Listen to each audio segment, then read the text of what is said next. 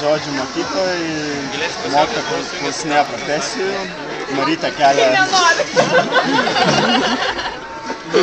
Marytė kelia ranką, žinai, mokytoja klausia, nu ko Marytė bus? Nu būsiu sekretorė, o šaunuolė sekretorė, žinai, kelia Janukas. Nu Januko, tu būsi, nu būsiu policininkas, o nu gerai, čia saugosi gyvybės, panašiai. Kelia Petriukas, mokytoja nedrąsiai.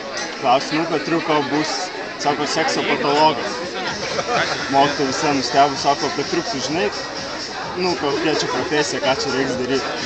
Petriukas sako, nu klausykit, mokytoja, pavyzdys. Sėja dvi moteris, valgo ledus. Viena čiulpia, kita laižo.